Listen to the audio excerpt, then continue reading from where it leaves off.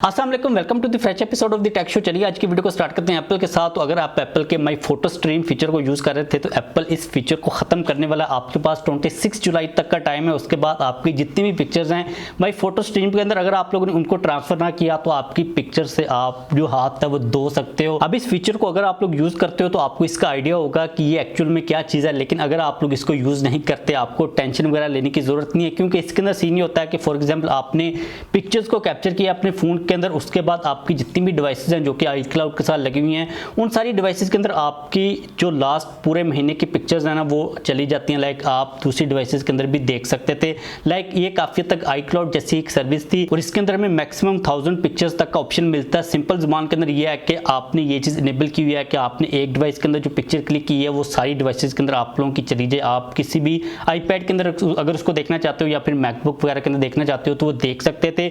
इस फीचर को एप्पल खत्म करने वाला है। अब आपकी जो नॉर्मल पिक्चर्स है ना जो कि iCloud के ऊपर स्टोर होते हैं, उनके बारे में आप लोगों को टेंशन लेने की जरूरत नहीं है। आप लोग इन पिक्चर्स को iCloud के ऊपर भी शिफ्ट कर सकते हो। बेसिकली ये वाली सर्विस भी iCloud के थ्रू ही चलती थी, लेकिन इसको सेटिंग्स के अंदर जाकर इनेबल करना पड़ता था। अगर आपने इनेबल नहीं की हुई तो आपको टेंशन लेने की जरूरत नहीं है। लेकिन अगर आप लोगों ने माई फोटो स्ट्रीम को इनेबल किया हुआ था तो आप लोग अपनी जितनी भी पिक्चर्स है उनको iCloud के ऊपर मूव कर लें। और अगर आपकी ये गैलरी के अंदर पड़ी हुई है ओरिजिनल, तो आपकी पिक्चर्स कहीं पर भी नहीं जाएंगी। आपकी जो दूसरी डिवाइसेज है वहां पर वो डिलीट हो जाएंगी, क्योंकि ये वाली जो सर्विस है इसको बंद किया जा रहा है। और इसके बाद आपकी जितनी भी पिक्चर्स होंगी या फिर जितना भी आपका डाटा होगा गैलरी का, आपने अगर दूसरी डिवाइसेस के अंदर देखना तो आपको iCloud के थ्रू ही देखना पड़ेगा। ये जो फोटो शोटो स्ट्रीम है ये चीज़ खत्म होने वाली है। तो आप लोगों का अगर किसी किस्म का कोई भी डाटा पड़ा हुआ है, पिक्चर्स वगैरह पड़ी हुई है, तो आप लोग 26 जुलाई से पहले उनको मूव वगैरह या फिर सेव वगैरह कर लीजिएगा। इसके बाद मूव करें नेक्स्ट अपडेट के ऊपर जो कि है वीवो के बारे में। तो आप लोगों को पता है पाकिस्तान के अंदर वीवो की वी सीरीज काफी ज्यादा फेमस है, स्पेशली तौर पर ई वाला वेरिएंट होता है वो काफी ज्यादा पाकिस्तान के अंदर चलता है। अब जो नेक्स्ट जनरेशन है उसके ऊपर वीवो काम कर रहा है। अभी पाकिस्तान के अंदर वीवो V27e चल रहा है, जो V29e है उसके ऊपर भी वीवो काम कर रहा है। लेकिन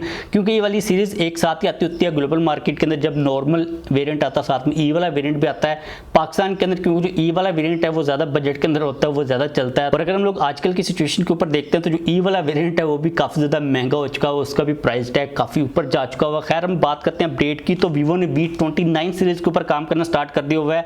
जो V29 सिंपल है ना वो इधर उधर FCC की सर्टिफिकेशन वगैरह के ऊपर लिस्ट होना स्टार्ट हो चुका है। कुछ स्पेसिफिकेशन सामने आई हैं। पहली चीज तो ये रिपोर्ट की जा रही है कि आप लोगों को 4505 mAh की बैटरी मिलेगी, साथ में 85 वाट की फास्ट चार्जिंग की सपोर्ट होगी, 6.7 इंचेस का OLED डिस्प्ले होगा 128 के रिफ्रेश रेट के साथ, 64 मेगापिक्सल का ऑप्टिकल इमेज स्टेबलाइजेशन वाला कैमरा मिल जाएगा। अब ये जो स्पेसिफिकेशंस है ना ये V29 सिंपल की हैं, ई वाली की इतनी ज़्यादा डिटेल सामने नहीं आ रही। सिंपली इस अपडेट को कवर करने का मकसद ये है कि ग्लोबल मार्केट के अंदर वीवो है ना V29 सीरीज के ऊपर काम करना स्टार्ट कर चुका हुआ है, और जब ये ग्लोबल मार्केट के अंदर आ जाएगा उसके बाद डेफिनेटली पाकिस्तान के अंदर भी आएगा। और हमें जो इंतजार है V29e का तो वो ग्लोबल मार्केट के बाद ही पाकिस्तान के अंदर आएगा। अपकमिंग फोन्स के अंदर एक और अपडेट की बात करें जो कि आ रही है Xiaomi के रिलेटेड। तो आप लोगों को पता है कि Xiaomi की जो नंबर सीरीज होती है ना, लाइक Xiaomi 11, 12, 13 के बाद अब जो 14 सीरीज है उसके ऊपर काम Xiaomi स्टार्ट कर चुका हुआ है। उसके बारे में भी कुछ अपडेट्स आ रही हैं। अभी अनफॉर्चुनेटली पाकिस्तान के अंदर जो है ना हालात इतने ज़्यादा ठीक नहीं चल रहे। Xiaomi अपनी इस सीरीज के अंदर काफ़ी ज़्यादा एफर्ट को पुट करता है, वो फ्लैगशिप लेवल का फ़ोन बनाने की कोशिश करते हैं। अब जो Xiaomi 14 सीरीज है इसके अंदर आप लोगों को दो वेरिएंट्स मिलने वाले हैं। अभी तक की जो अपडेट्स आ रही हैं, एक तो Xiaomi 14 सिंपल है, दूसरा प्रो वाला वेरिएंट है। कुछ बैटरीज को लेके अपडेट सामने आई है। जो Xiaomi 14 सिंपल होगा उसके अंदर आप लोगों को 4860 mAh की बैटरी मिलेगी, साथ में 90 वाट की फास्ट चार्जिंग की सपोर्ट होगी। जो Xiaomi 14 Pro होगा उसके अंदर 5000 mAh की बैटरी होगी, साथ में 120 वाट की फास्ट चार्जिंग की सपोर्ट होगी। Xiaomi की ये वाली जो सीरीज होती है ये काफ़ी हद तक क्योंकि लेटेस्ट फ्लैगशिप टाइप की सीरीज होती है तो Xiaomi स्पेसिफिकेशंस को यूज़ करता है वो टॉप एंड ही कर रहा होता है। लाइक लेटेस्ट आप लोगों को स्नैपड्रैगन का प्रोसेसर मिल जाएगा, कैमरास काफी ज्यादा Xiaomi एग्रेसिव रखने की कोशिश करता है। तो लेट्स सी के ये सीरीज कब आती है। वैसे अभी तक की अपडेट्स के अकॉर्डिंगली इसको नवंबर के अराउंड कहीं पर लॉन्च किया जाएगा ग्लोबल मार्केट के अंदर। तब तक पाकिस्तान के क्या हालात होते हैं, ये सीरीज पाकिस्तान के अंदर आती है या फिर नहीं आती, वो तो बात की ही बात है। अगर हम लोग मूव करें नेक्स्ट अपडेट के ऊपर जो कि इन्फिनिक्स के बारे में, तो इन्फिनिक्स भी पाकिस्तान के अंदर काफी देर से खामोश ही चल रहा है, कोई खास अपडेट सामने नहीं आ रही। लेकिन इन्फिनिक्स की जो हॉट सीरीज है पाकिस्तान के अंदर काफी ज्यादा पसंद की जाती थी, अभी भी पसंद की जाती है, लेकिन वो क्योंकि क्योंकि प्राइसेस की वजह से काफ़ी ऊपर चली गई हुई है, तो हालात थोड़े से नाजुक चल रहे हैं। तो ये वाली अपडेट है, ये इन्फिनिक्स हॉट 30 5G के बारे में, उसके रेंडर सामने आप लोग यहाँ पर देख सकते हो। देखने के अंदर फोन जो है वो काफी ज्यादा डिफरेंट टाइप की वाइब को प्रोवाइड कर रहा है। लाइक आप लोगों को बैक साइड के ऊपर रेक्टेंगुलर शेप के अंदर कैमरा का मॉड्यूल मिल जाएगा, फ्लैट साइड्स हैं एज नॉर्मल जो आजकल काफी ज्यादा ट्रेंड के अंदर चल रही हैं। फ्रंट के ऊपर पंच होल है, इसके अंदर आप लोगों को एक ऑरेंज वीगन लेदर टाइप का जो डिजाइन है वो भी मिल जाएगा। फोन की स्पेसिफिकेशन इतनी ज़्यादा खास सामने नहीं आई क्योंकि हॉट सीरीज एक थोड़ी सी इंटी लेवल की सीरीज होती है, तो आपको बेसिक टाइप की स्पेसिफिकेशन मिल जाएंगी। और इस स्मार्टफोन को बहुत जल्द इन्फिनिक्स वाले ग्लोबल मार्केट के अंदर लॉन्च करने वाले हैं। उसके बाद पाकिस्तान के अंदर ये आता है या फिर नहीं आता, वो तो बात की ही बात है।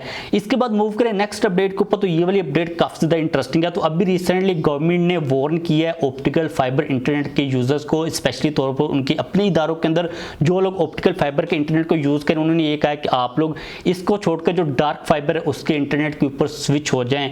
उन्होंने अपने जितने भी गवर्नमेंट के इदारे हैं जिसके अंदर उनके डिविजन्स के इदारे आ जाते हैं, इसके अलावा फेडरल मिनिस्ट्रीज भी आ जाती है और इनके आपस में जितने भी इदारे हैं जिनके दरमियान में कम्युनिकेशन होती है इंटरनेट के थ्रू, जहां पर फाइबर ऑप्टिक्स को यूज किया जा रहा है, गवर्नमेंट ने ये कहा है कि आप इसको यूज ना करें। इसके अंदर काफी ज्यादा सेफ्टी और सिक्योरिटी को लेकर प्रॉब्लम हो सकती हैं। आप लोगों को वैसे भी पता है पाकिस्तान के अंदर आजकल काफी ज्यादा साइबर अटैक्स भी हो रहे हैं। अब आप लोग सोच रहे होंगे कि ये जो डार्क फाइबर है ये क्या होती है, तो आप लोगों को थोड़ा सा यहाँ पर मैं एक्सप्लेन कर देता हूँ।